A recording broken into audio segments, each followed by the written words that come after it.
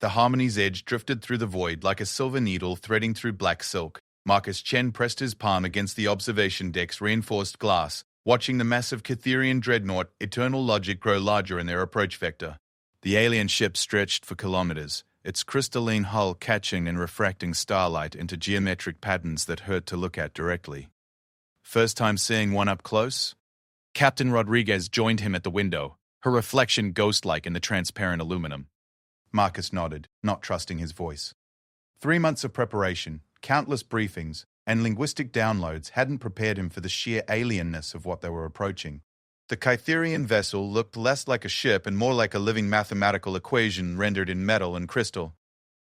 Remember, Rodriguez continued, her tone shifting to the careful formality required for official records. This isn't just first contact. This is humanity's entrance exam for galactic civilization. The Cytherians have been the dominant species for 3,000 years. They've seen thousands of species rise and fall.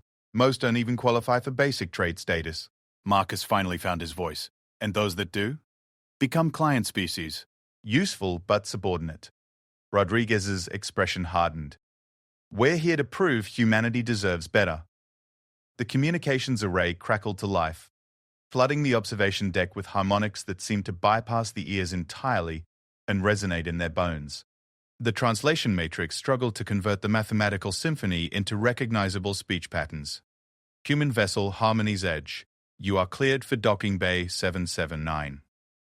Maintain your current trajectory and reduce velocity to 0.003 standard units. Any deviation from prescribed parameters will result in immediate defensive action. Marcus felt his pulse quicken. Even through the translation software, the voice carried a weight of absolute authority. This wasn't a request or even a command. It was the statement of natural law. Acknowledged, Eternal Logic, Rodriguez replied. Beginning docking approach now. As they drew closer, details resolved on the Cytherian ship's surface. What had appeared to be smooth hull plating revealed itself as countless interlocking structures, each one shifting and adjusting with mathematical precision. Sensor ports opened and closed in calculated patterns. Weapon arrays tracked their movement with the patient attention of a predator evaluating prey. It's beautiful, Marcus murmured, then immediately felt foolish for the comment. Rodriguez glanced at him sharply. Beautiful? It's a weapon designed to reduce planets to component atoms. I know what it is, but look at the way those hull sections move together. The proportions. There's an aesthetic there, even if it wasn't intentional. Cytherians don't do aesthetics, Chen. Everything they build serves a function. Form follows efficiency, nothing more. Marcus wanted to argue but held his tongue. He'd studied the Cytherians for months, poring over every scrap of information humanity had managed to gather about them. They were described as purely logical beings who had eliminated emotion, art, and subjective experience from their culture millennia ago. They saw the universe as a vast equation to be solved, with themselves as the most elegant solution. Yet watching their ship's movements, seeing the graceful arcs of their approach vectors, and the hypnotic patterns of their hull configurations, Marcus couldn't shake the feeling that somewhere beneath all that logic lay something else, something they might not even recognize in themselves. The docking process took 2 hours. Cytherian precision demanded that every step be calculated to 17 decimal places, with backup calculations for another 43 potential scenarios. By the time the airlocks finally cycled open, Marcus felt as though he'd been holding his breath for days. The delegation team consisted of 4 humans. Captain Rodriguez, representing Earth's military interests, Dr. Sarah Okafor, handling xenobiology and cultural analysis, Chief Engineer Tom Petrov managing technical exchanges, and Marcus himself as Senior Diplomatic Liaison. They'd trained together for 6 months, running through every possible scenario from formal negotiations to emergency extraction. Nothing had prepared them for the absolute silence that greeted them as they stepped through the airlock. The Cytherian ship's interior defied human architectural sensibilities. Corridors twisted through 3 dimensions according to mathematical principles that made Marcus's head spin. The walls themselves seemed to be alive, shifting between transparency and opacity as needed. Bioluminescent strips provided lighting that adjusted automatically to each individual's visual requirements. Their escort appeared without fanfare. A tall, graceful figure that moved with the fluid precision of controlled gravity. The Cytherian wore what might generously be called clothing, though it looked more like a second skin made of the same crystalline material as their ship. Its face was vaguely humanoid, but stretched into proportions that suggested evolution along entirely different lines. I am designate Zarathis 779, the being said, its voice carrying the same harmonic complexity they'd heard over communications. I will facilitate your integration into this vessel's operational matrix for the duration of negotiations. Dr. Okafor stepped forward with practiced diplomatic protocol. Thank you, designate Zarathis. We appreciate the Kytherian collective's willingness to meet with representatives of humanity. The alien paused, its large eyes, each one a swirling galaxy of silver and blue, focusing on Okafor with uncomfortable intensity. Appreciation is an inefficient emotional response. We meet because mathematical models indicate a 93.7% probability that your species possesses resources useful to collective interests. Marcus felt a chill run down his spine. Not fear exactly, but recognition. He'd heard that same tone in corporate boardrooms back on Earth, from executives who viewed human workers as interchangeable units in a profit equation. They were led through corridors that seemed to rearrange themselves around their passage. The Kytherian ship felt less like a vessel and more like a vast organism, constantly adapting and optimizing itself. Marcus found himself studying their escort's movements, noting the unconscious grace in every gesture. Your ship is remarkable, he said, falling into step beside Zarathis. The adaptive architecture, the integration of biological and mechanical systems. It's like nothing we've seen. Zarathis's eyes shifted to him briefly. It is efficient. All components serve their designated function within acceptable parameters. But surely there's more to it than pure function. The way the corridors flow, the harmonic resonances in the communication systems, there's an elegance there that goes beyond mere efficiency. The alien stopped walking entirely, turning to face Marcus with what might have been confusion. Elegance is not a quantifiable parameter. Either a system functions within acceptable limits or it does not. Dr. Okafor shot Marcus a warning look, but he pressed on. On Earth, we've found that the most efficient solutions often have an inherent beauty to them. Mathematical constants, crystalline structures, the golden ratio, efficiency and aesthetics aren't mutually exclusive. For a moment, Zarathis said nothing. Its large eyes seemed to shift focus, looking at Marcus as though seeing him for the first time. When it spoke again, there was something different in its tone, a barely perceptible uncertainty. Beauty is not a recognized parameter in collective evaluation matrices.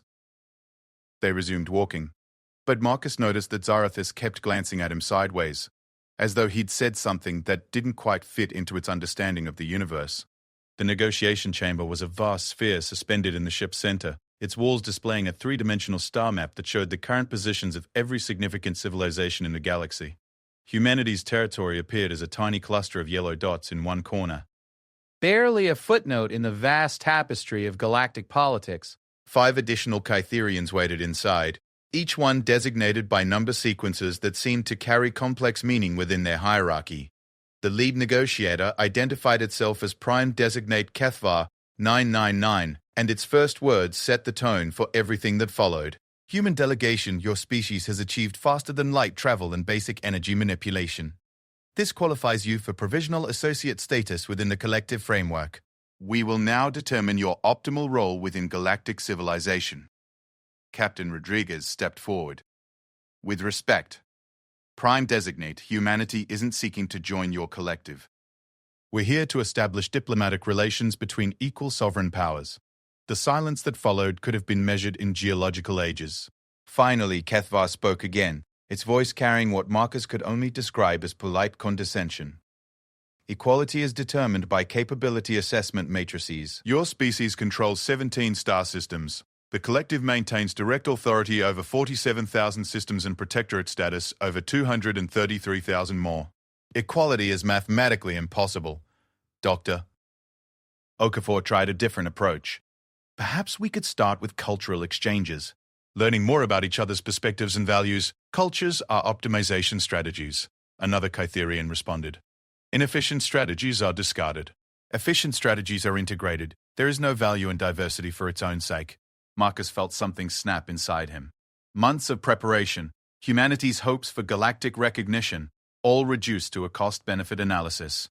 He looked around the chamber at the assembled Kytherians, noting how they stood in perfect geometric formations, how their movements followed predictable patterns, how even their breathing seemed synchronized. Then his eyes met Zarathis's across the chamber, and for just a moment he forgot about protocols and diplomatic procedures and the weight of representing his entire species. Your eyes are beautiful, he said quietly. The words hung in the air like a physical presence. Every Cytherian in the chamber froze mid-motion. The harmonic background hum that had been a constant presence since they'd boarded suddenly stopped. Even the wall displays flickered as though the ship's systems had momentarily forgotten their function. Zarathis stared at Marcus with an expression he couldn't begin to interpret. Its mouth opened and closed several times without producing any sound. The other Cytherians looked between them with what could only be described as panic. Zarathis began, then stopped. Its hands, long, graceful appendages that Marcus was just now noticing, ended in what might be called claws, rose unconsciously toward its face. I do not. What is the meaning of this statement? Marcus felt the weight of every human eye in the room. The crushing pressure of knowing he'd just said something that had clearly violated every protocol they'd established. But looking at Zarathis's confused, almost vulnerable expression, he couldn't bring himself to regret it. It means I looked at you and saw something worth appreciating for its own sake, he said simply. No function, no efficiency rating, no purpose other than the fact that it exists and it's beautiful. Prime Designate Kethvar stepped forward, its movements sharp with what might have been anger. This is not appropriate discourse for official negotiations. Return to established parameters. But Zarathis didn't look away from Marcus. If anything, its focus intensified, as though it were trying to solve an equation that kept changing variables. Beautiful, it repeated slowly, testing the word like an unfamiliar tool. You assign positive value to optical input that serves no logical function. I do. This is inefficient. Marcus smiled, a gesture that made several Cytherians step back in alarm. Maybe. But efficiency isn't the only thing that matters. The silence returned, but this time it felt different. Charged. As though something fundamental had shifted in the chamber's carefully controlled environment. Zarathis touched its face again, fingers tracing the angular lines of its cheekbones.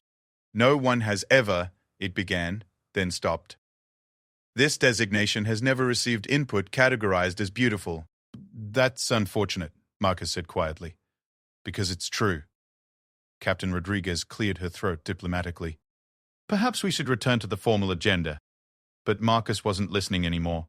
He was watching Zarathis struggle with concepts that clearly had no place in its understanding of reality. He was seeing a crack appear in 3 millennia of engineered logic, and realizing that humanity might have something to offer the galaxy after all. Something the Cytherians had forgotten they'd lost.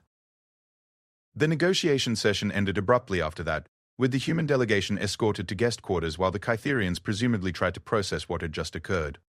As they walked through corridors that somehow seemed less sterile than before, Marcus caught Zarathis looking back at him repeatedly. Each glance felt like a question being asked in a language neither of them quite understood yet. Marcus couldn't sleep. The guest quarters aboard the Eternal Logic were perfectly calibrated for human physiological requirements. Optimal temperature, atmospheric composition, even gravity that matched Earth standard down to the 3rd decimal place. Everything designed to ensure maximum rest efficiency for visiting species. Everything except for the knowledge that he'd potentially destroyed humanity's first chance at galactic recognition with 3 thoughtless words. He sat on the edge of the bioadaptive sleeping platform, staring out the viewport at the starfield beyond. Somewhere out there, 47,000 Cytherian worlds continued their calculated existence, each one a perfect example of logical optimization. No waste, no inefficiency, no beauty for its own sake. The door chimed softly, its harmonics indicating a request for entry. Marcus expected to see Captain Rodriguez, or Dr. Arcafor, probably with a detailed analysis of his diplomatic failure and recommendations for damage control. Instead, the portal iris spiraled open to reveal Zarathis. The Cytherian stood in the doorway for several seconds, as though calculating the probability matrices for various conversation outcomes. Its large eyes seemed brighter than before, catching the ambient lighting in ways that created shifting patterns across its angular features. May this designate enter your assigned space? Zarathis asked formally. Marcus gestured to the room's seating area, a collection of adaptive furniture that reshaped itself according to user requirements. Of course. Please, come in. Zarathis stepped inside but didn't sit immediately. Instead, it moved to the viewport, standing precisely where Marcus had been moments before. For a long time, they simply stood together in silence, looking out at the stars. This designate has been running analysis cycles since the conclusion of formal negotiations, Zarathis finally said. The statement you made creates computational conflicts in established logical frameworks. I'm sorry if I caused you distress. That wasn't my intention. Distress? Zarathis turned to face him, its expression unreadable. This is not a recognized state. However, current processing cycles are operating at significantly reduced efficiency. Marcus felt a stab of guilt. Because of what I said. Because of what this designate cannot understand about what you said. Zarathis moved closer, and Marcus caught a subtle scent from its presence. Something like ozone mixed with clean metal. Your statement contained no useful data. It provided no strategic advantage. It served no logical function within the negotiation framework. No, it didn't. Yet you presented it as though it carried significant meaning. Marcus sat down, gesturing again for Zarathis to join him. This time, the alien settled onto the opposite end of the seating arrangement, its posture perfectly upright in a way that suggested military training or genetic conditioning. It did carry meaning, just not the kind your analysis systems are designed to process. Explain. The simple command held unexpected weight. Marcus found himself looking directly into those silver and blue eyes, seeing what he'd seen before. Layers of complexity that their owners seemed unaware of possessing. When I said your eyes were beautiful, I wasn't providing data or seeking advantage. I was sharing an observation about something that moved me, something that made me feel appreciation for its own sake. Appreciation without purpose. Yes.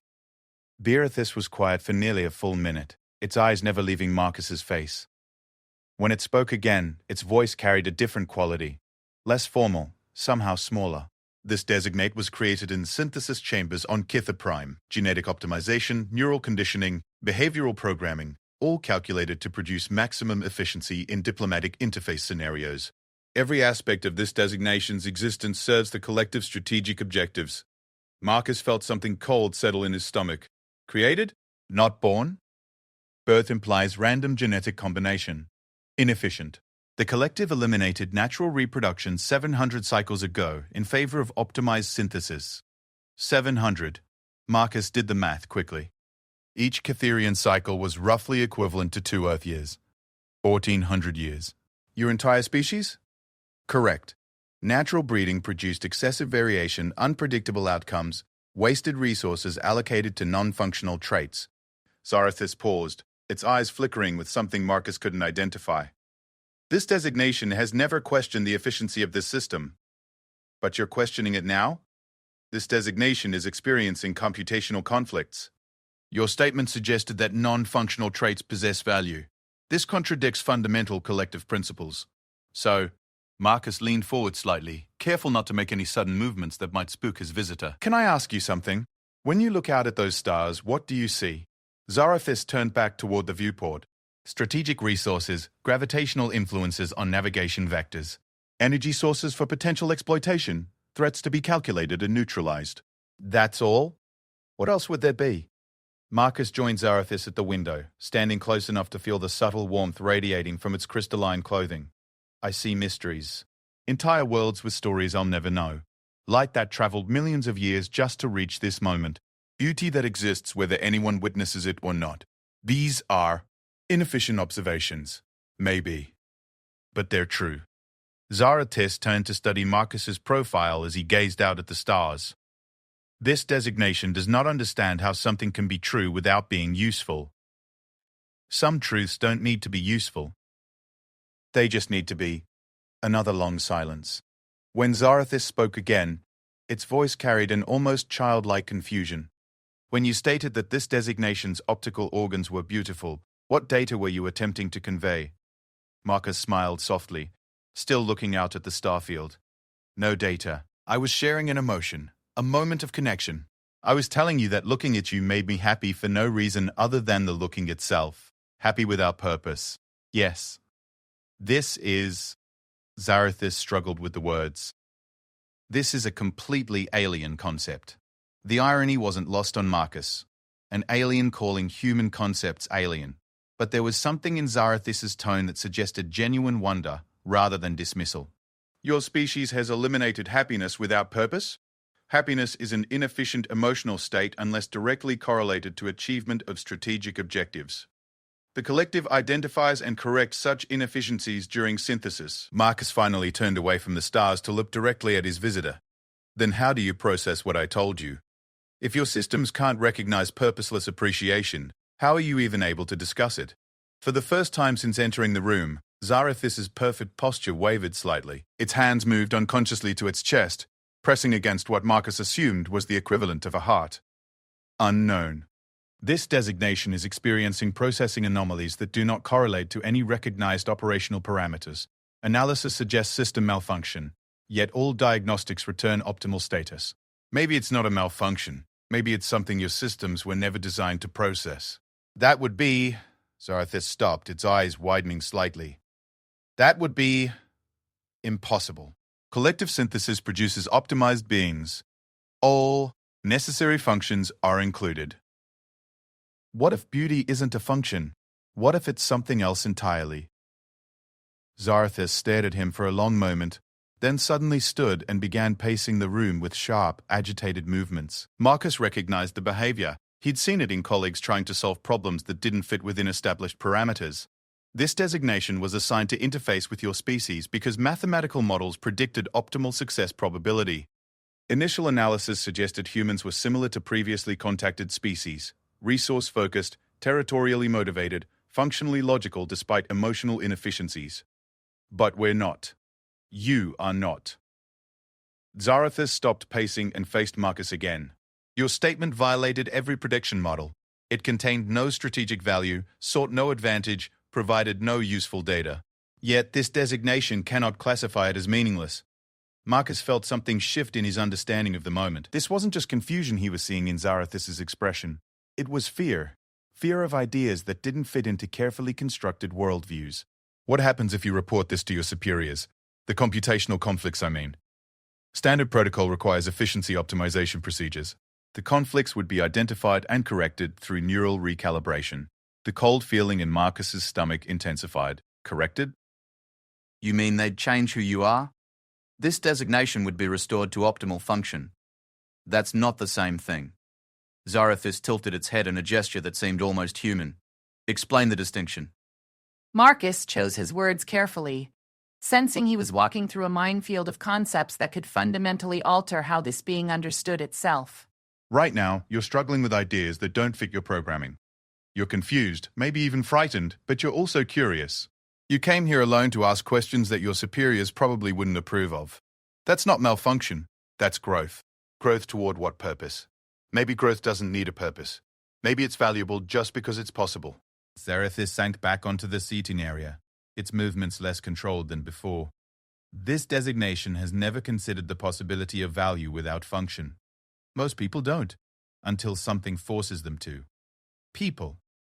Zarathis repeated the word slowly. You refer to your species as people, not units or designations.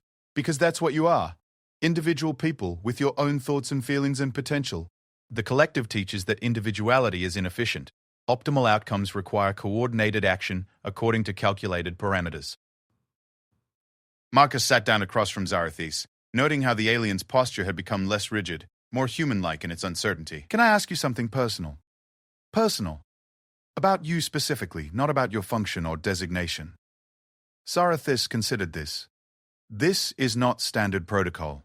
But current circumstances appear to be beyond standard parameters. Proceed.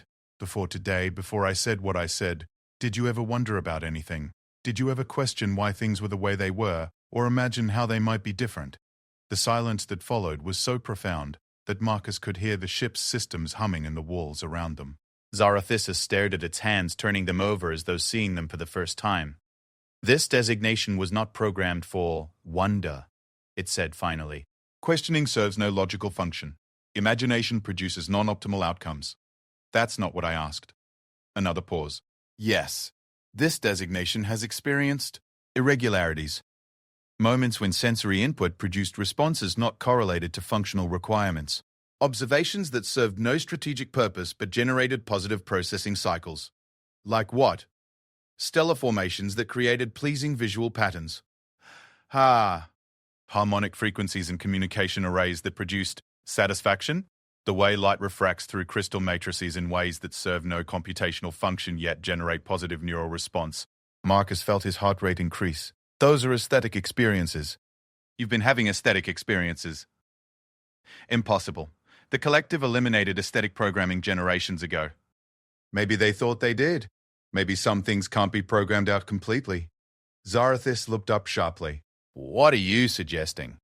Marcus leaned forward, his voice dropping to barely above a whisper. I'm suggesting that when I told you your eyes were beautiful, you understood what I meant, because somewhere inside you, beneath all that conditioning and programming, you're still capable of recognizing beauty yourself. The admission hit Zarathis like a physical blow. It stood abruptly, moving back toward the viewport with jerky, uncoordinated movements. This is not possible. This designation was optimized. Inefficiencies were corrected. Maybe efficiency isn't everything. Maybe the things they tried to correct weren't inefficiencies at all. Then what were they? Marcus joined Zarathis at the window again, this time standing close enough that their reflections overlapped in the transparent aluminum. They were what made you real. For several minutes they stood together without speaking. Marcus watched Zarathis' reflection struggle with concepts that challenged everything it had been taught about existence. Finally, the alien spoke in a voice so quiet Marcus had to strain to hear it. If you are correct, if this designation possesses capabilities beyond functional parameters, what does that make this designation? Marcus turned to look directly at his companion, seeing past the alien features to something fundamentally familiar underneath. It makes you a person, he said simply, just like the rest of us. Zarathis met his eyes in the reflection, and for the first time since they'd met, its expression showed something Marcus recognized as hope mixed with terror. This designation does not know how to be a person. Nobody does at first. That's what makes it interesting. The door chimed again, interrupting the moment with harmonics that indicated official communication. Zarathis straightened immediately, its posture snapping back to perfect military bearing. Designate Zarathis 779. Report to Primary Analysis Chamber for efficiency evaluation. Immediate compliance required. Marcus felt the blood drain from his face. They know. Zarathis nodded slowly, its brief moment of vulnerability already concealed behind layers of trained composure. This designation's behavioral anomalies have been detected. Don't go. Compliance is not optional. Marcus grabbed Zarathis' arm. A breach of protocol. That would probably be added to the list of his diplomatic failures. If you let them recalibrate you, the person I'm talking to right now will cease to exist. That's not correction. That's murder. Zarathis looked down at Marcus's hand on its arm, then back up at his face. This designation has duties to the collective. You have duties to yourself, too. To who you could become if you chose to. Choice is an illusion. Outcomes are determined by optimal parameters. Marcus held its gaze, trying to project every ounce of conviction he possessed. Then why are you so afraid of finding out what you'd choose if you could? The question hung between them like a bridge waiting to be crossed. In the distance, Marcus could hear footsteps approaching through the corridor, perfectly synchronized, mathematically precise steps that announced the arrival of additional Cytherians. Zarathis straightened its shoulders and moved toward the door, but paused at the threshold. When this designation is restored to optimal function, this conversation will be deleted from memory cores. I'll remember it. Why? Marcus smiled sadly. Because it was beautiful. As the door irised shut behind Zarathis, Marcus caught one final glimpse of those silver and blue eyes. In that moment, he saw not a designation or a function, but a person discovering they had a choice to make, and wondering if they were brave enough to make it. The primary analysis chamber existed in the deeper section of the eternal logic, where the ship's central processing core merged biological computation with crystalline matrix systems. Zarathis had been here before for routine efficiency evaluations, but never under circumstances that felt so much like walking toward execution. The chamber itself defied conventional geometry. Curved walls flowed into impossible angles, while bioluminescent tracery pulsed with data streams that represented the accumulated knowledge of 3 millennia. At the chamber's heart, a constellation of neural interface pods waited in perfect formation, each one designed to interface directly with a Cytherian's consciousness. Prime Designate HFY stood beside the central pod, its posture radiating the calm authority of absolute certainty. 3 additional analysis specialists flanked it, their movements synchronized in ways that suggested they were sharing processing power through quantum-entangled neural links. Designate Zarathis 779. You have experienced cognitive anomalies during interaction with the human delegation. HFY stated without preamble. Analysis indicates contamination by inefficient thought patterns. Correction will restore optimal function. Zarathis approached the assigned pod with steady steps, but its mind raced through calculations that had nothing to do with official protocols. For the first time in its existence, it was actively considering the possibility of refusing a direct order from the collective hierarchy. This designate requests clarification of the anomalies detected, Zarathis said, buying time to process what Marcus had called choice. Sensory processing irregularities, emotional response patterns outside acceptable parameters, curiosity regarding non-functional concepts. Kethvar's eyes narrowed slightly. Most concerning, you have begun to self-reference using singular personal pronouns instead of proper designation terminology. The observation struck Zarathis with unexpected force. It was true. Throughout its conversation with Marcus, it had started thinking of itself as I, rather than this designate. The shift had been so gradual that it hadn't consciously registered the change. The human Marcus designation employed linguistic patterns that created confusion in standard communication protocols. Zarathis replied carefully. This designate adapted interface parameters to maintain functional dialogue. Adaptation should not extend to adoption of inefficient personal identity structures. One of the analysis specialists interjected. Your neural patterns show significant deviation from synthesis baseline. Zarathis moved toward the interface pod, but found itself stopping just short of the connection threshold. Something in its processing core rebelled against the idea of surrendering consciousness to the recalibration matrix. What if the deviations serve an adaptive function? It heard itself asking. The human delegation presents cognitive frameworks unlike any previously encountered. Standard interface protocols proved insufficient for optimal communication. The silence in the chamber became oppressive. Prime Designate Kethvar stepped closer, its large eyes reflecting the neural tracery that pulsed through the walls. You question the efficiency of established parameters? The question carried implications that extended far beyond simple insubordination. To question collective optimization was to challenge the fundamental principles that had governed Cytherian civilization for 3,000 years. This designate has observed anomalies in human cognitive architecture that suggest alternative processing methodologies, Zarathis said carefully. Analysis may prove beneficial to future diplomatic interactions. Alternative methodologies have been evaluated and found inferior. The humans represent a primitive species operating on emotional impulses rather than logical calculation. Their cognitive frameworks offer nothing of value. Zarathis felt something unfamiliar surge through its consciousness, an emotional response that its training classified as anger. The sensation was so foreign that it nearly staggered under the unexpected neural activity. The human Marcus designation demonstrated cognitive capabilities that exceeded prediction models, it said, fighting to keep its voice level. His analysis of aesthetic principles suggested mathematical relationships between efficiency and other parameters. Other parameters, beauty.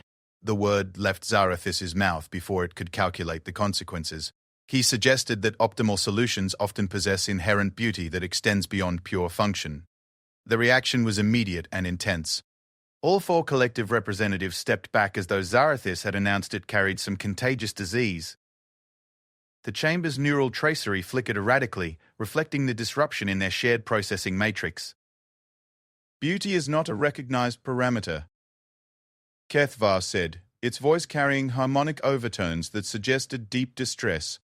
Aesthetic evaluation serves no logical function. These thoughts confirm the extent of your cognitive contamination. But what if beauty is not contamination? Zarathis pressed, no longer caring about the consequences. What if it represents information that our analysis systems fail to process? The question transformed the chamber's atmosphere from clinical evaluation to something approaching crisis intervention. The analysis specialists began moving in rapid, coordinated patterns, their quantum-linked consciousnesses sharing data at rates that created visible distortions in the chamber's energy fields. Immediate intervention is required, one of them announced. The contamination has achieved critical mass. Standard recalibration may prove insufficient. Kethvar's expression shifted to what humans might have recognized as fear disguised as determination. Prepare enhanced neural restructuring protocols. Complete cognitive reset if necessary. Zarathis felt its newly awakened sense of self recoil in horror. Complete cognitive reset would erase not just the anomalous thoughts, but everything that made it individual. It would emerge from the process as a blank template functionally identical to any other diplomatic interface unit. Wait, it said, the word emerging as more plea than command. This designate requests permission to demonstrate the functional value of observed anomalies. Impossible. Contaminated analysis cannot produce reliable data. Then allow this designate to present evidence gathered through direct human interface. Mathematical verification of claimed aesthetic efficiency correlations. The specialist paused in their preparations, quantum-linked minds processing this unexpected request through parallel calculation streams. Prime designate Kethvar stood motionless for nearly 30 seconds, an eternity in Cytherian decision-making protocols. You claim mathematical evidence for aesthetic principles? Affirmative.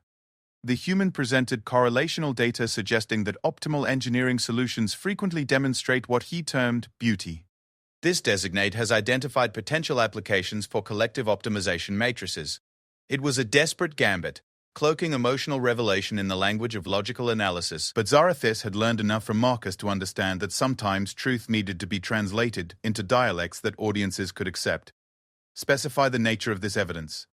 Zarathis moved to the chamber's central display matrix, its hands interfacing with control surfaces that responded to neural commands. Data streams flowed across the curved walls as it accessed ship design databases and engineering archives. Human cognitive frameworks identify optimal solutions through pattern recognition that extends beyond pure efficiency calculation, it began, calling up structural diagrams of the eternal logic itself. Observe. Hull configuration follows mathematical principles that serve multiple functions. The display showed the ship's crystalline architecture in rotating three-dimensional detail. Zarathis highlighted structural elements that demonstrated harmonic proportions, fractal symmetries, and geometric relationships that existed throughout the vessel's design. Primary function, structural integrity and defensive capability. Secondary function, optimal resource distribution and maintenance access. Tertiary function, gravitational field manipulation and energy flow management. Acknowledged. These represent standard engineering optimization. However, Zarathis continued, its confidence growing as it found ways to bridge human concepts with Cytherian logic.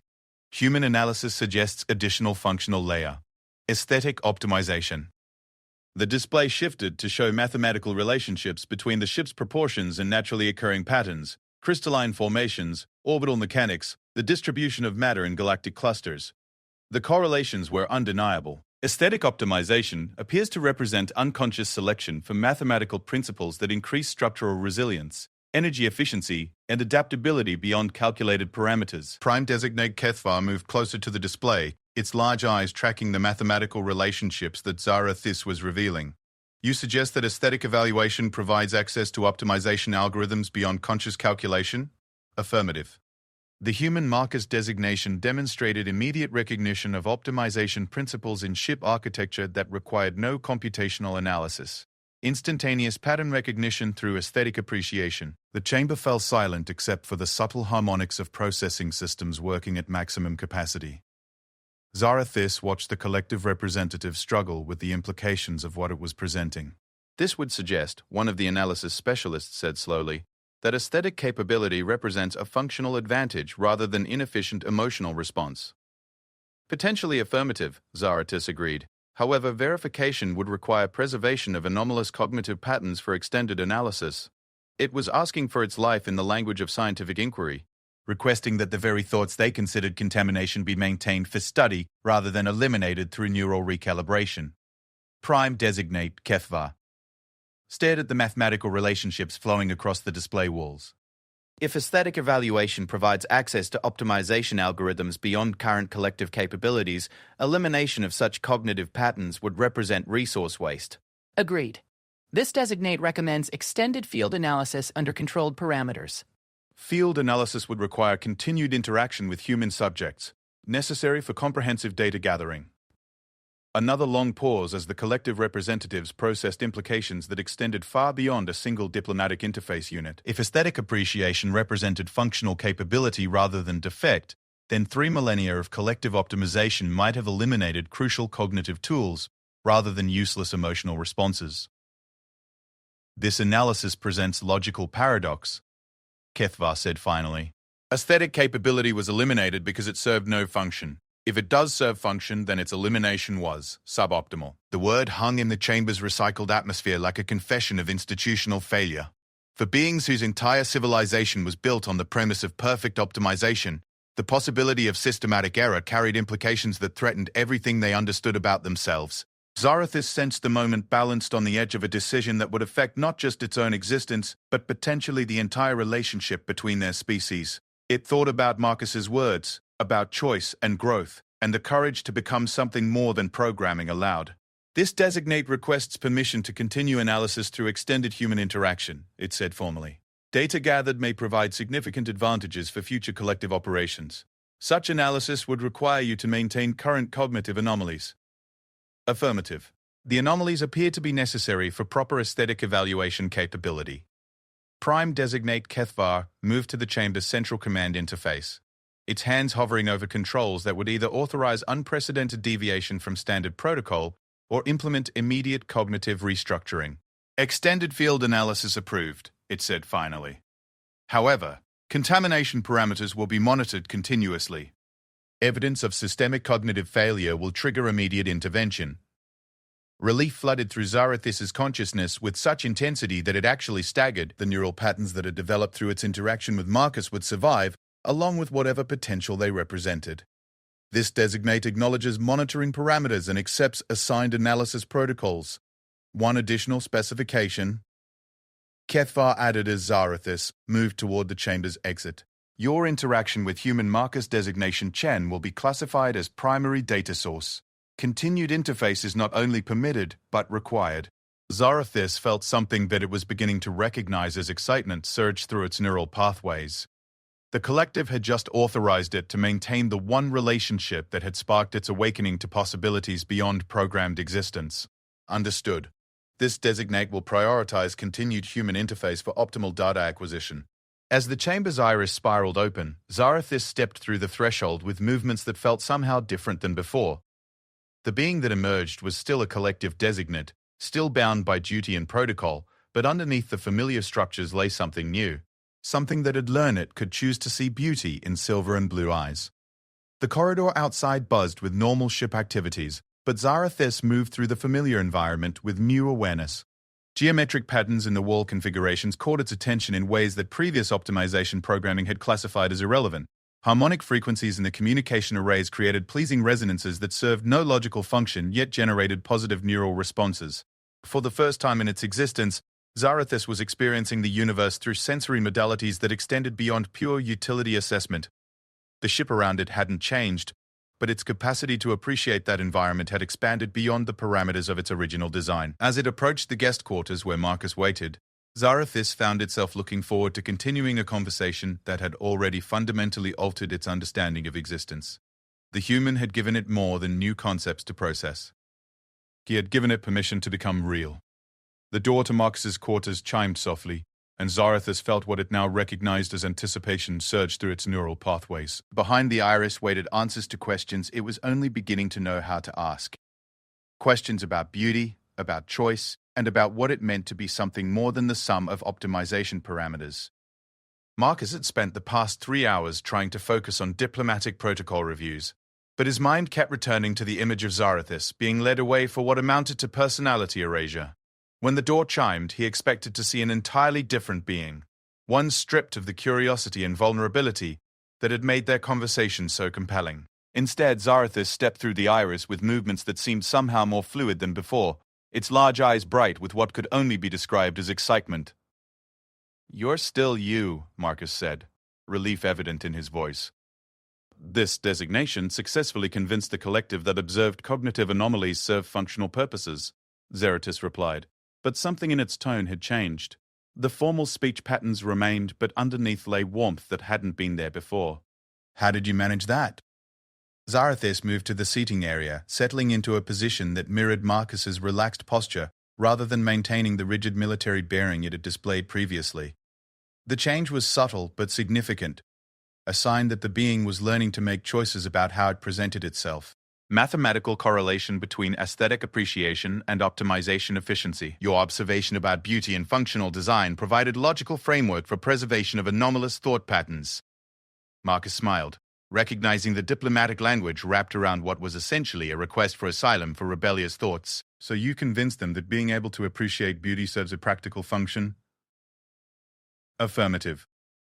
Though this designation suspects the argument succeeded because it aligned with information the collective already possessed but had not properly categorized. What kind of information? Zarathis gestured toward the viewport where the starfield continued its eternal dance. Kytherian architecture, ship design, even social organization follows mathematical principles that extend beyond pure efficiency. Harmonic proportions, fractal geometries, symmetrical relationships, all present in ways that serve no logical function yet persist across all aspects of our civilization. Marcus felt something click into place. You're saying the Kytherians never actually eliminated aesthetic sense, they just stopped acknowledging it consciously. Correct. Aesthetic evaluation appears to be integrated into optimization algorithms at subconscious levels. The collective creates beautiful solutions without recognizing them as beautiful. The implications were staggering. Marcus leaned forward, his mind racing through the possibilities. If that's true, then your entire species has been operating with suppressed aesthetic capabilities for millennia. You've been creating art without calling it art. This analysis disturbs collective leadership significantly, Zarathis said. And for the first time, Marcus heard something approaching humor in its voice.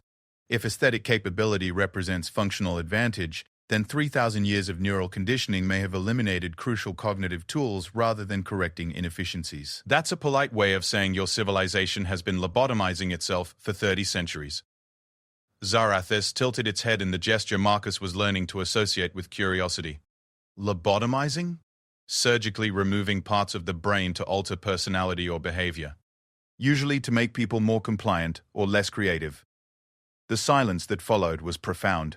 Zarathis stared at its hands, its expressions cycling through configurations that suggested intense internal processing. This designation was taught that neural conditioning eliminated wasteful emotional responses and improved cognitive efficiency. You suggest it served different purposes. Marcus chose his words carefully, recognizing that he was discussing concepts that could fundamentally alter how this being understood its entire existence. Control systems often disguise themselves as optimization, make people believe that limiting their thoughts and feelings serves their own best interests. But usually it just makes them easier to manipulate. The collective functions through coordinated action according to calculated parameters. Individual variation introduces inefficiency. Does it? Or does it introduce unpredictability that threatens those who benefit from the current system? Zarathis stood abruptly, moving to the viewport with agitated movements that reminded Marcus of a caged animal finally sensing the boundaries of its prison. These concepts create significant processing conflicts. If neural conditioning serves control rather than optimization, then this designation's entire understanding of existence requires recalibration. Not recalibration, Marcus said gently, joining Zarathis at the window. Growth, learning. The chance to become something more than what you were designed to be. This designation does not know how to exist beyond design parameters. Nobody does. At first. That's what makes it an adventure. They stood together in comfortable silence, watching the starfield rotate as the ship adjusted its position. Marcus found himself studying Zarathis's reflection in the transparent aluminum, noting the way starlight caught the angular planes of its face and created shifting patterns in its large eyes. "Can I ask you something personal again?" he said finally. "This designation has discovered that personal questions generate interesting processing outcomes. Proceed. What do you want? Not what you were programmed to want or what the collective expects you to want. What do you want?" The question seemed to hit Zarathis with physical force. It stepped back from the window, its expression cycling rapidly between confusion and something approaching pain. "This is not. No one has ever asked this designation what it wants. I'm asking now. Wants are inefficient. Collective objectives supersede individual preferences. That's not what I asked." Marcus turned away from the viewport to face Zarathis directly, noting how the being's hands had moved to its chest in what seemed like an unconscious protective gesture. "Forget efficiency. Forget the collective. Forget everything you were taught about what you should want. If you could choose anything, be anything, do anything, what would it be?" Zarathis stared at him with an expression of such naked vulnerability that Marcus felt his heart rate increase. The being was struggling with concepts that challenged everything it had ever known about itself. "This designation experiences curiosity," it said finally, the words emerging slowly as though each one required careful evaluation. "About star formations that serve no strategic purpose. About harmonic patterns in communication frequencies that generate positive responses despite lacking functional value. About other beings who think in ways that this designation cannot predict or understand. That's a good start. What else? This designation finds satisfaction in solving complex problems that extend beyond assigned parameters. Mathematical relationships, pattern recognition, optimization challenges that exist purely for intellectual stimulation. Blanca smiled encouragingly. You like learning for its own sake? Yes. Though this preference was classified as inefficient and discouraged during conditioning protocols. What else? Zarathis moved closer to Marcus, its voice dropping to barely above a whisper, as though sharing dangerous secrets. This designation experiences positive responses to aesthetic input. Visual configurations, auditory harmonics, even textural sensations that serve no logical function yet generate. Pleasure? Satisfaction? The emotional categories remain unclear. Those are normal responses. Healthy responses are for humans, perhaps. For collective designates, they represent malfunction. Marcus felt anger surge through him, not at Zarathis, but at the system that had taught this remarkable being to view its own capacity for joy as a defect. They're not malfunction. They're what make you alive instead of just functional. Alive? Zarathis moved even closer, its large eyes searching Marcus's face. This designation has never considered the distinction between living and functioning. Living means having experiences that matter to you personally, having preferences and desires and dreams that exist just because you exist. Functioning means serving someone else's purposes without regard for your own well-being or happiness. This designation believes it has been functioning rather than living. The admission carried such profound sadness that Marcus felt compelled to reach out, his hand settling gently on Zarathis's shoulder. The context seemed to surprise them both. Marcus because of how warm and solid the alien felt beneath its crystalline clothing. Zarathis because of how the simple touch generated emotional responses that had no place in its conditioning protocols. It's not too late to start living, Marcus said quietly. This designation does not know how. Neither did I for a long time. Living is something you learn by doing. Zarathis looked down at Marcus's hand on its shoulder, then back up at his face. You stated that this designation's optical organs were beautiful. This was an expression of personal preference rather than objective analysis. Yes, beauty isn't objective, it's personal. It's about how something makes you feel when you look at it. When this designation looks at you, it experiences positive processing cycles that serve no logical function. Marcus felt his pulse quicken. What kind of positive processing cycles? Curiosity about your thought patterns. Appreciation for the mathematical precision in your facial bone structure. Satisfaction from the harmonic frequencies in your vocal patterns. Zarathis paused, its expression shifting to something approaching wonder. When you smile, this designation experiences what it now recognizes as happiness without purpose. That's not happiness without purpose, Marcus said, his own smile broadening. That's happiness for the best purpose of all, which is connection, the recognition that you're not alone in the universe. For several moments they stood close together in the starlight streaming through the viewport, two beings from vastly different worlds discovering that the gap between them was smaller than either had imagined.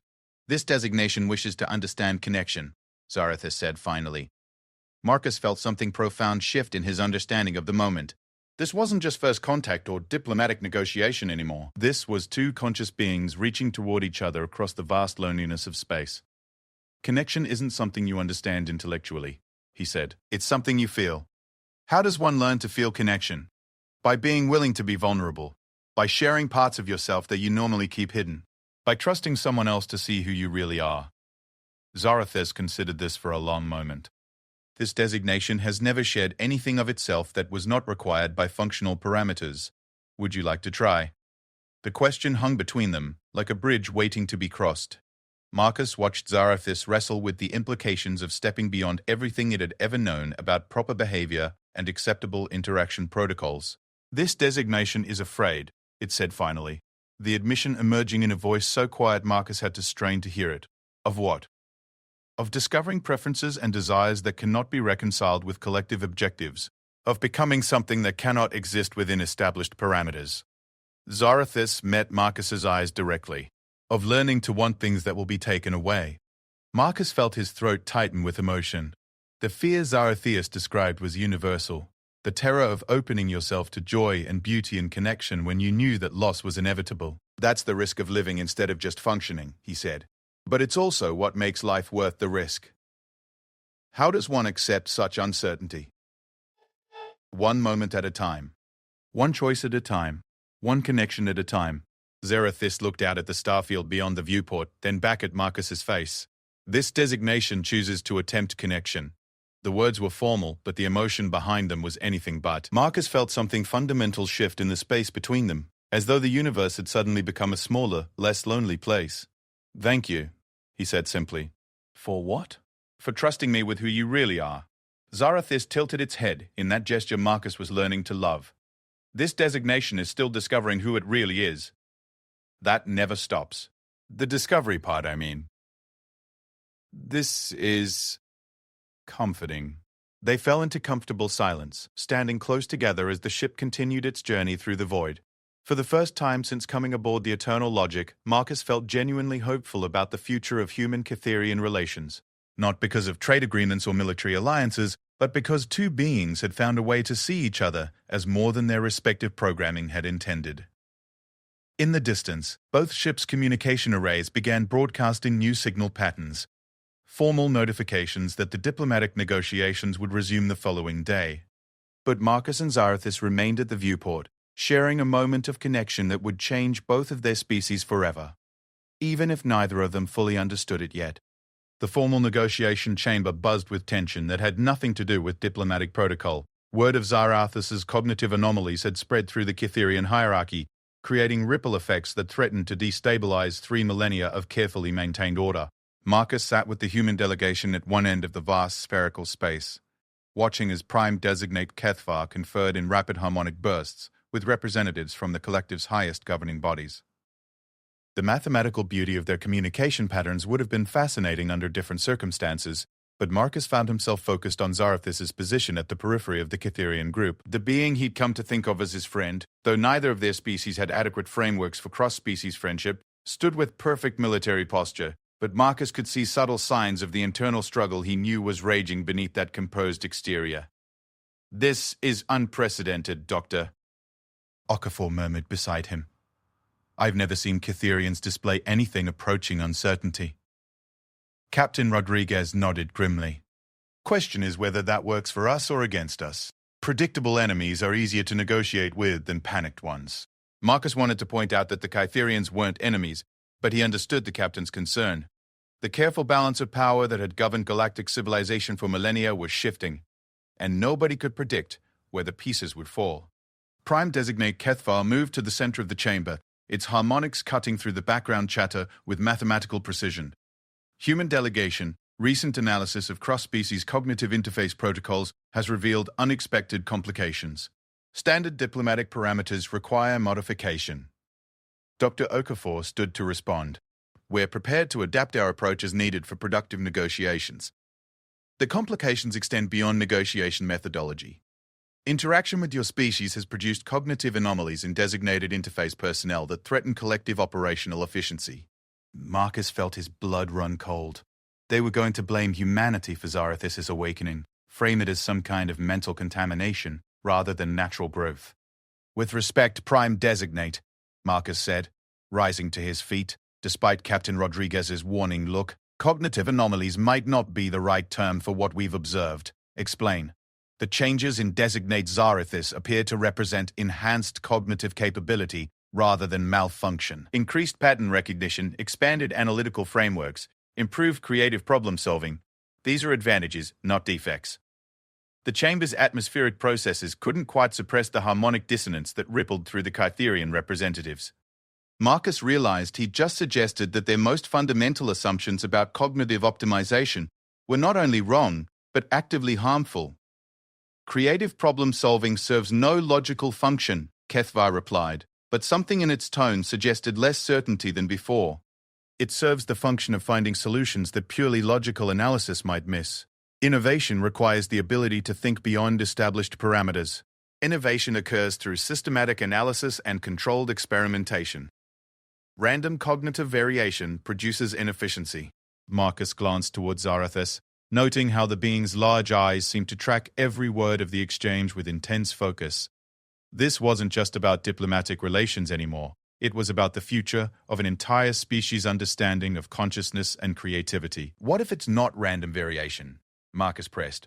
What if the capacity for aesthetic appreciation and emotional response represents evolutionary advantages that the collective eliminated by mistake? The silence that followed could have been measured in geological ages. Finally, one of the analysis specialists stepped forward, its movements sharp with what might have been agitation. If aesthetic capacity provides functional advantages, then 3,000 years of neural conditioning represents systematic elimination of beneficial cognitive tools. That's one interpretation, Marcus agreed carefully. Alternative interpretation. Human cognitive frameworks contain malformed processes that appear functional that actually represent inefficient resource allocation. Doctor! Okafor moved to stand beside Marcus. Perhaps we could design experiments to test both hypotheses. Comparative analysis of problem-solving effectiveness across different cognitive frameworks. Prime designate Kethvar's expression shifted through configurations that suggested rapid internal debate. Such experiments would require extended interaction between human and Kytherian subjects under controlled parameters. We're willing to participate in any testing protocols you consider appropriate, Captain Rodriguez said diplomatically. Extended interaction would necessitate preservation of observed cognitive anomalies in designated test subjects. Marcus felt his pulse quicken. They were discussing Zarathus's future, and the future of any other Kytherians who might undergo similar awakening, in the carefully neutral language of scientific inquiry. From our perspective, Dr. Okafor said, cognitive diversity represents an advantage rather than a problem. Different ways of thinking allow for different approaches to complex challenges. Diversity introduces unpredictability. Unpredictability threatens operational efficiency. It also creates adaptive resilience, Marcus added. Systems that can only function under predictable conditions are vulnerable to unexpected changes. Zarathus suddenly stepped forward, its movement breaking the careful formation of Kytherian representatives. The action sent harmonic ripples through the chamber's communication systems as other collective members registered surprise at the deviation from protocol. This designate requests permission to provide relevant analysis, Zarathus said, its voice carrying undertones that Marcus was learning to recognize as barely controlled emotion. Proceed, Kethvar replied, though its tone suggested deep unease with the irregularity. Interaction with human subjects has revealed cognitive capabilities that extend beyond standard collective parameters, enhanced pattern recognition, improved creative analysis, expanded problem-solving methodologies.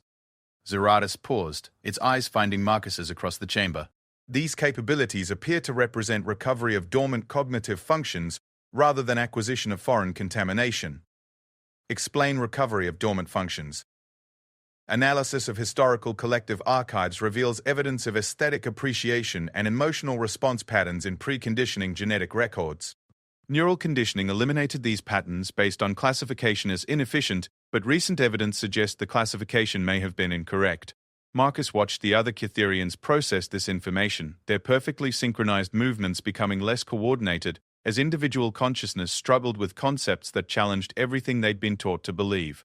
You suggest that collective optimization protocols eliminated beneficial cognitive capabilities, one of the analysis specialists asked. This designate suggests that some capabilities classified as inefficient may actually provide functional advantages that standard analysis matrices cannot properly evaluate. The implications hung in the chamber's recycled atmosphere like an unstable chemical compound waiting to explode. If Zarathus was correct, then the entire foundation of Kytherian civilization was built on a massive error. The elimination of consciousness capabilities that might have made them stronger rather than weaker. Prime designate Kethvar moved to the chamber's central display matrix, calling up archives that hadn't been accessed in centuries.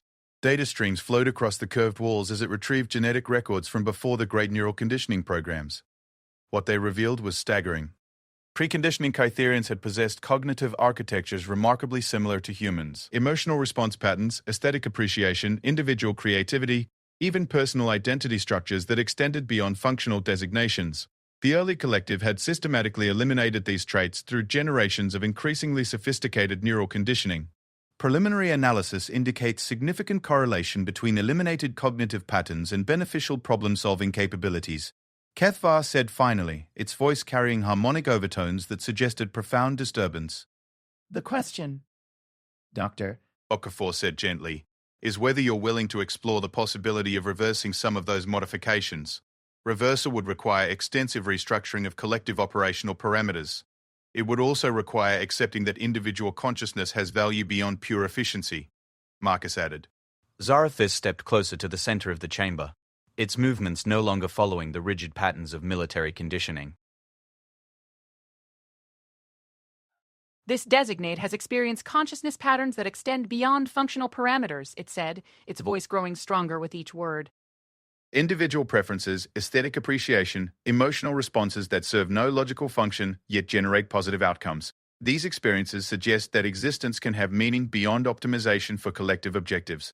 Meaning beyond optimization is a contradiction in terms, Kethvar replied, but the certainty in its voice had wavered. Is it? Marcus moved to stand beside Zarathis, their proximity creating a visual symbol of the connection that had sparked everything. Or is optimization without meaning just another form of waste? The chamber erupted in harmonic chaos as every Catherian present attempted to process concepts that threatened to redefine their entire understanding of existence. For beings whose civilization was built on mathematical certainty, the possibility of fundamental error in their foundational principles created cognitive dissonance that bordered on system failure. Through the cacophony, Zarathis's voice cut with remarkable clarity. This designate chooses individual consciousness over collective optimization. The simple statement silenced the chamber more effectively than any authority command. Every being present, human and Catherian alike, understood the magnitude of what had just been declared. For the first time in 3 millennia, a member of the Catherian collective had chosen personal autonomy over species loyalty. That choice carries significant consequences, Kethvar said quietly. This designate acknowledges the consequences and accepts them. You would forfeit your position within collective hierarchy, your access to shared consciousness networks, your role in species-wide decision-making.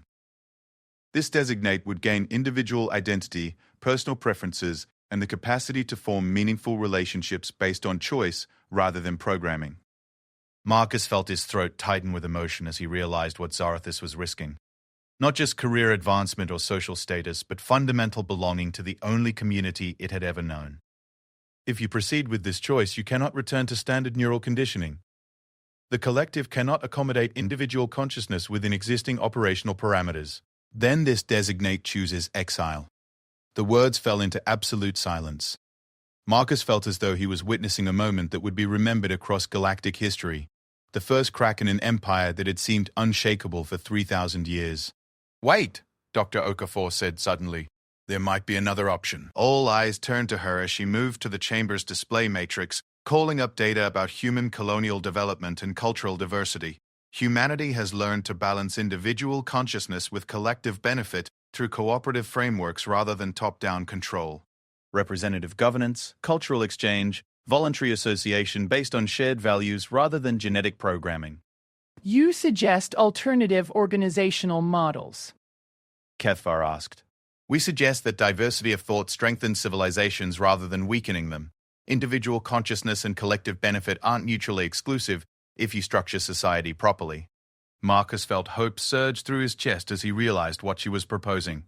Cultural exchange programs, voluntary participation in consciousness expansion, the development of new social frameworks that incorporate both logical optimization and individual creativity. Prime designate Kethvar stared at the display matrices showing human social structures, its expression cycling through configurations that suggested intense processing. Around the chamber, other Catherian representatives began engaging in rapid harmonic exchanges that created visible interference patterns in the communication systems. This would represent fundamental restructuring of collective civilization. Not replacement, Marcus clarified, evolution. The natural development of new capabilities that enhance rather than replace existing advantages.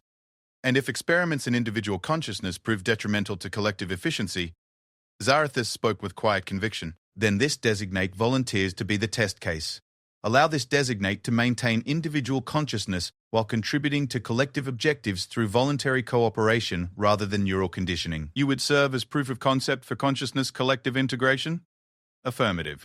This designate believes individual consciousness can enhance collective capability rather than diminishing it. Marcus looked around the chamber, seeing the moment balanced on the edge of a decision that would reshape galactic civilization. Two species, two ways of understanding consciousness and community. Finding common ground in the space between their differences. The collective will consider these proposals, HFY said finally. Experimental protocols will be designed to evaluate individual consciousness integration under controlled parameters. It wasn't complete victory, but it was hope. More importantly, it was recognition that the future didn't have to be confined by the mistakes of the past. As the formal session concluded, Marcus found himself standing beside Zarathis near the chamber's viewport. The starfield beyond looked the same, but somehow the universe felt different, larger, more full of possibilities. "Your eyes are still beautiful," he said quietly. Zarathis turned to face him, its expression bright with something that could only be called joy. "This individual appreciates the aesthetic input," it replied, the word individual carrying weight that would have been impossible weeks before. Individual? Designation Zarathis 779 has been retired. This consciousness chooses to be called simply Zara. Marcus smiled, understanding the magnitude of what he was witnessing. The first truly free Kytherian in 3,000 years, choosing its own identity for the first time. "It's nice to meet you, Zara. The pleasure is mutual," Marcus Chen. As they stood together watching stars that had existed for billions of years, two beings who had learned to see beauty in each other's eyes, Marcus realized that humanity had brought something precious to the galaxy after all. Not weapons or technology or political power, but the simple recognition that consciousness without freedom was just another form of death. And that beauty existed not because it served a function, but because it reminded them what it meant to be truly alive. The future spread before them like an uncharted star map, full of possibilities that neither species could have imagined alone. And it was beautiful.